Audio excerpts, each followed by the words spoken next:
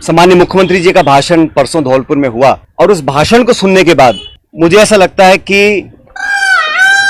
सम्माननीय मुख्यमंत्री जी की नेता आदरणीय श्रीमती सोनिया गांधी जी नहीं है, बल्कि उनकी नेता वसुंधरा राजे सिंधिया जी हैं। उनकी नेता सोनिया गांधी जी नहीं हैं, बल्कि उनकी नेता वसुंधरा राजे सिंधिया जी हैं। और एक तरफ ये कहा जा रहा है कि हमारी सरकार को गिराने का काम भाजपा कर रही थी, दूसरी तरफ कहा जाता है कि सरकार को बचाने का काम वसुंधरा जी कर रही थी। तो ये जो विरोधाभास है इसको समझाना चाहिए। आप कहना क्या चाह रहे हैं ये स्पष्ट कर देना चाहिए। आप सबको मालूम है सरकार बनने के बाद मैं प्रदेश का उप मुख्यमंत्री था, प्रदेश अध्यक्ष था और 2020 में देशद्रोह, राष्ट्रद्रोह के मुकदमे में मेरे पर कार्रवाई करने की कोशिश की गई थी। अनेक ऐसे प्रकरण हुए और हम सब लोग, और मैं स्पष्ट करना चाहता हूं कि मैं और हमारे कुछ साथी सरकार में नेतृत्व परिवर्तन चाहते थे। अपनी बात को लेकर हम दिल्ली भी गए और अपनी बातों को रखा। उसके बाद अखिल भारतीय कांग्रेस कमेटी ने लगातार चर्चाएं हुई और आज वो दुनिया में नहीं है, स्वर्गीय अहमद पटेल साहब, लेकिन उनके माध्यम से सब नेताओं से मुलाकात हुई और एक कमेटी का गठन हुआ, एआईसीसी ने किया। उसमें माखन साहब, वेणुगोपाल जी और अहमद पटेल जी सदस्य थे और उस कमेटी का एक काम था। और कमेटी जब गठन हुआ उस समय हम सबकी बात सुनकर हमारी बातों को एक्सेप्ट किया गया और एक रोड मैप तैयार किया गया। बहुत सारी बातें उसमें थी, मैं उसका उल्लेख नहीं करूंगा, लेकिन कमेटी का गठन हुआ और उसके बाद से हम सब ने, चाहे वो राज्यसभा के चुनाव हो, चाहे विधानसभा में मतदान हो, पार्टी का प्रचार हो, कांग्रेस को मजबूत और ताकतवर बनाने के लिए हम सभी साथियों ने जी जान से कोशिश की और मेहनत की। और 2.5 साल का जो कार्यकाल निकला वो इस बात का प्रतीक है। अनुशासन तोड़ने का काम कभी भी किसी ने नहीं किया। मुझे बहुत कुछ कहा गया, कोरोना, गद्दार, निकम्मा आदि, और जो ये आरोप परसों लगाए गए, ये 2.5 साल से मैं आरोप सुन रहा था, लेकिन हम अपनी पार्टी को और सरकार की छवि को नुकसान नहीं पहुंचाना चाहते थे। इसीलिए मुझे लगा कि जो प्रकार का भाषण दिया गया, मैंने पहली बार देखा कि अपनी सरकार को, अपने ही विधायकों को, अपने नेताओं को बेइज्जत और बदनाम करने का काम हो रहा है। कांग्रेस के विधायकों को तो बदनाम करने का काम हो रहा है और भाजपा के नेताओं का गुणगान हो रहा है। ये समझ से परे है।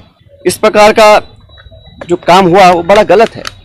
और हम सब लोग जो दिल्ली में गए थे अपनी बात को रखने के लिए, किन लोगों पर आरोप लगाए जा रहे हैं? ऐसे लोग जो पब्लिक लाइफ में 30, 40, 45 साल से हैं। 3 दिन पहले मैं बाड़मेर में था, सम्मानीय हेमाराम जी 1980 से विधायक हैं। उनकी क्या छवि है, मतदाता, पब्लिक, उनके क्षेत्र के लोग उनको अच्छी तरह जानते हैं, उनकी क्या क्रेडिबिलिटी है और क्या पब्लिक लाइफ में उनका अब तक का इतिहास रहा। ओला साहब, जिनके स्वर्गीय पिताजी 1957 से चुनाव लड़ रहे हैं, बड़े बड़े पदों पर रहे, और हेमाराम जी ने तो अपने नौजवान बेटे की मौत में और याद में एक छात्रावास बनाया है। 100 करोड़ की जमीन तो उनकी बाड़मेर में, निजी जमीन को उन्होंने दान किया समाज के लिए, लोगों के लिए। पैसा इकट्ठा कर 22 करोड़ का हॉस्टल बनाया 150 बच्चों के लिए, गरीब बच्चों के पढ़ने के लिए। इन सब लोगों पर इस प्रकार के आरोप लगा देना मैं समझता हूं बहुत गलत है, बहुत निंदनीय है, और मैं सिरे से इन बेबुनियाद और झूठे आरोपों को नकारता हूं। बहुत से साथियों को मंत्री बनाया इस सरकार के अंदर, बड़े बड़े पद दिए गए, कोई चेयरमैन है, कोई कॉर्पोरेशन में मेंबर है, कोई पार्टी के पदों पर बैठे हैं। 3 साल हो गए। ऐसे लोग जो पब्लिक लाइफ में रहे, जिन्होंने अपना नाम कमाया, जिनकी एक साख है, उन पे आरोप लगा देना कि आप चंद रुपए में बिक गए, मैं इसको बहुत गलत मानता हूं। और 3 साल से कोई कार्रवाई आपने नहीं करी, ये बहुत बड़ा सवाल उठता है।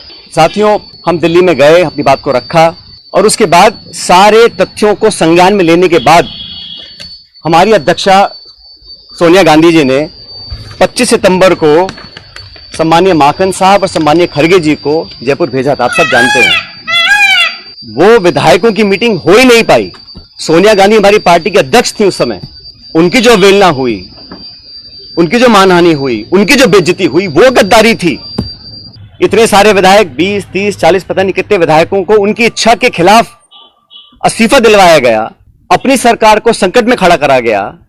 बहुत से लोग आरोप लगाते हैं कि मोदी और शाह के कहने पर इस्तीफे दिलवा दिए गए। अब ये बात मुझे बोले और मैं जाके मंच पे इस बात को बोलूं, ये शोभा देता है क्या? तो मुझे लगता है कि अब तक जो हुआ उस घटनाक्रम में वो इस बात को दिखलाता है अनुशासनहीनता किसने करी, पार्टी का डिसिप्लिन किसने तोड़ा, और सही मायने में संगठन को और सरकार को कौन मजबूत कर रहा है, कौन कमजोर कर रहा है। और अपने नेताओं को खुश करने के लिए बहुत सारे लोग तरह तरह की बातें करते हैं। कोई किसी की चुगली करता है, कोई किसी की चुगली करता है। मुझे बहुत सारे लोग आके बहुत सारी बातें बोलते हैं कि यहाँ हजारों करोड़ का घोटाला हो गया, यहाँ ये स्कैम हो गया। इन्हीं बातों को मैं मंच पर आकर इनका बखान करूं, ये शोभा नहीं देता, ये गंभीर राजनीति का परिचय नहीं है। इसीलिए मैं, आप जानते हो, पिछले 1.5 साल से चिट्ठियां लिख रहा हूं वसुंधरा जी के कार्यकाल में जो तमाम गंभीर भ्रष्टाचार के आरोप हमने लगाए, अशोक गहलोत जी ने लगाए, मैंने लगाए, मंचों पर लगाए, प्रेस कॉन्फ्रेंस करके लगाए, उनकी जांच क्यों नहीं हो पा रही थी। अब मुझे समझ में आ रहा है कि ये जांच अब तक क्यों नहीं हुई। मेरे चिट्ठियां लिखने के बावजूद मैं 11 अप्रैल को जयपुर में अनशन पर बैठा इस मांग को लेकर, लेकिन अब मैं नाउम्मीद हूं क्योंकि तथ्य सामने आ रहे हैं। कार्रवाई क्यों नहीं हो और क्यों नहीं होगी, ये बात भी स्पष्ट हो चुकी है। इसलिए मैं ऐसा मानता हूं कि हम लोग जो पब्लिक लाइफ में हैं, जनता ही भगवान है और जनता जनार्दन के सामने हम सबको नतमस्तक होना पड़ेगा। मैंने करप्शन की इशू को लगातार उठाया, पहले भी उठाया, आज भी उठा रहा हूं, आगे भी उठाता रहूंगा। जब जब मैं वसुंधरा जी के करप्शन की बात करता हूं या जो पेपर लीक हुए जिसमें लाखों बच्चों के भविष्य पर सवाल चिन्ह खड़े हो गए, उस पर कोई जवाब नहीं आता। इसलिए साथियों, मैंने निर्णय लिया है कि आरपीएससी, जहां से कई सारे पेपर लीक हुए, बहुत सारी वहां पे खबरें आई कि वहां पर तमाम भ्रष्टाचार हो रहा है, अजमेर स्थित आरपीएससी है। मैं 11 तारीख को, परसों, अजमेर से एक यात्रा निकालूंगा। जनता के बीच जाकर जनता की आवाज सुनेंगे, जनता के मुद्दों को उठाएंगे। और जैसा मैंने शुरू में कहा, जनता जनार्दन है, तो जनता के बीच जाना हम सबका दायित्व बनता है। और जो करप्शन के इश्यूज हैं, जो नौजवानों के इश्यूज हैं, जो पेपर लीक और पेपर कैंसिल के और नौजवानों के हितों से जुड़े मुद्दे हैं, उनको उठाकर मैं एक जन संघर्ष यात्रा निकालने जा रहा हूं, जो 11 तारीख को शुरू होगी अजमेर से और जयपुर की तरफ हम लोग आएंगे। लगभग 125 किलोमीटर की यात्रा है। जन संघर्ष यात्रा लोगों के हितों के लिए, करप्शन के खिलाफ, नौजवानों के संरक्षण के लिए। उनकी आवाज को हम सुनेंगे, उनकी आवाज को बुलंद करेंगे। और मैं समझता हूं कि सही निर्णय तब लिए जाएंगे जब जनता का पूरा हमारा साथ होगा, जनता का पूरा प्रेशर होगा। पद यात्रा है, जन संघर्ष पद यात्रा 11 मई को मैं अजमेर से शुरू करूंगा और हम जयपुर आएंगे। लगभग 5 दिन का समय इस यात्रा में लगेगा।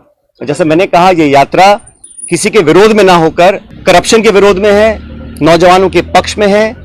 जो तमाम जनता में आज मुद्दे हैं, जो इश्यूज को लेकर हम राजनीति करते हैं, जिन इशू पर मैं हमेशा अपनी बात रखता आया हूं, उनके बीच जाकर, उनकी बात सुनकर, उनकी आवाज बनने की हम लोग कोशिश करेंगे। और ये अभियान शुरू होगा 11 तारीख को।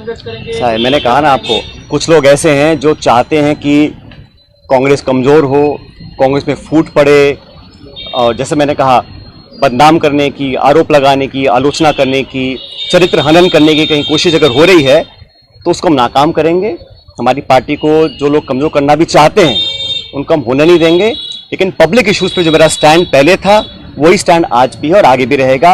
और जो करप्शन हुआ, जिसको हमने सैकड़ों बार पब्लिक में उसको एक्सेप्ट किया, उस पर 4.5 साल तक हम कोई कार्रवाई नहीं कर पा रहे हैं। मैं अब समझ रहा हूं कि वो कार्रवाई हम क्यों नहीं कर पा रहे थे। कोई कारण तो होगा। मैंने चिट्ठियां लिखी, अनशन किया, आवेदन किया, आग्रह किया, बार बार किया, जोड़कर किया। अगर कार्रवाई नहीं हो रही थी तो अब मुझे समझ में आ रहा है कि वो कार्रवाई क्यों नहीं हो रही थी। लेकिन किसी भी नेता से बड़ी जनता होती है, तो जनता के समक्ष हम जाएंगे, इन बातों को रखेंगे। और जो लाखों लाख बच्चों के पेपर कैंसिल हुए, जिनके माँ बापों ने अपना पेट काट कर उनके ट्यूशन के पैसे दिए, उनको 2 साल मेहनत करवाई, जो कभी ओवरेज हो सकते हैं, जिनका भविष्य के आगे उनको पता नहीं वो क्या करेंगे, जो विश्वास और जो एक क्रेडिबिलिटी होती है, अगर वो सिस्टम से खत्म हो जाएगी तो फिर आने वाला समय बहुत मुश्किल होगा। इन तमाम बातों को लेकर मैं जनता के बीच में जाऊंगा और लगातार पैदल यात्रा करेंगे अजमेर से 11 तारीख से।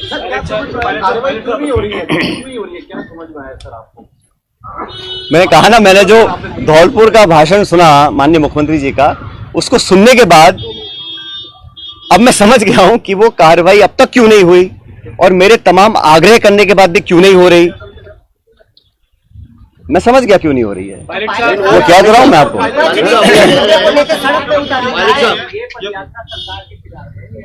ये मैंने शुरू में कहा, ये यात्रा किसी के खिलाफ नहीं है, ये यात्रा करप्शन के खिलाफ है, भ्रष्टाचार के खिलाफ है, यात्रा नौजवानों के पक्ष में है, उनके हितों की रक्षा करने के लिए है। और जनता के बीच हम सबको जाना भी चाहिए। हम जनता के बीच जाएंगे नहीं और हम अपने ही विधायकों को, अपने ही मंत्रियों को, अपनी सरकार को बदनाम करते रहेंगे, बेइज्जत करते रहेंगे, तो हम जनता के बीच चुनाव लड़ने कैसे जाएंगे 6 महीने के बाद। 125 किलोमीटर की पदयात्रा रहेगी, उसमें जो जन समर्थन मिलेगा उसके बाद आप निर्णय लेने की बात कह रहे हैं, कौन सा निर्णय लेने की बात? मैंने कहा है हमें करप्शन के खिलाफ कदम उठाने हैं। अब तक हम वो संतोषजनक तरीके से नहीं कर पाए हैं, तो हम पब्लिक बीच में जाएंगे और जो हमने वादे पब्लिक में किए थे सरकार बनने से पहले, उन वादों को पूरा करवाएंगे। अभी 7 महीने बचे हैं चुनाव में, 8 महीने। मैंने कहा ना आपको शुरू में,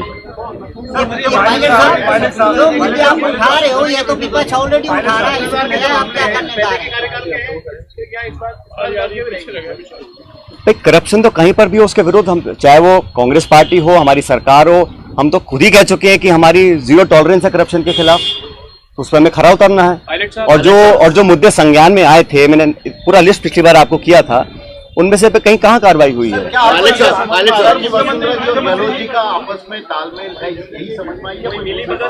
भाई मैंने कुछ नहीं कहा आपको, मैंने इतना कहा कि धौलपुर के परसों के भाषण के बाद मुझे समझ में आ गया है कि कार्रवाई अब तक क्यों नहीं हुई। कोई कारण तो होगा ना। जिस बात को मैं 5 साल लगातार बोल रहा हूं, सरकार में आने के बाद नहीं कर रहा हूं, तो क्या कारण थे? वो कारण सामने आ गए। सर उसी भाषण में, सर पायलट साहब, उसी भाषण में मुख्यमंत्री ने कहा कि एआईसीसी से पैसा दिलवा देंगे। उसी भाषण में मुख्यमंत्री ने कहा। ये इसका जब ऐसा है, मैंने आपको शुरू में कहा कि मैं किसी पर आरोप लगा दूं कि इसने 1000 करोड़ खा गया, 10,000 करोड़ खा गया, 1 लाख करोड़ खा गया, उसका कोई मतलब नहीं है। पब्लिक लाइफ में अगर तथ्य प्रमाण किसी के पास हैं तो कार्रवाई कर देनी चाहिए थी, अब तक क्यों नहीं करी? और ये जो पैसे की बात है, जिन लोगों का पूरा राजनीतिक जीवन सिर्फ पैसे के दम पर पनपा हो, शायद उनको हर चीज में पैसा नोट दिखाई देता है। ऐसा नहीं है, पब्लिक जज्बात भी कुछ होते हैं, पब्लिक वोट भी कुछ होती है, पब्लिक इमेज भी कुछ होती है। जिन लोगों की राजनीति सिर्फ पैसे के दम पर चलती आई हो, उनको हर चीज में अगर पैसा दिखता है, उसका मेरे पास कोई जवाब नहीं है।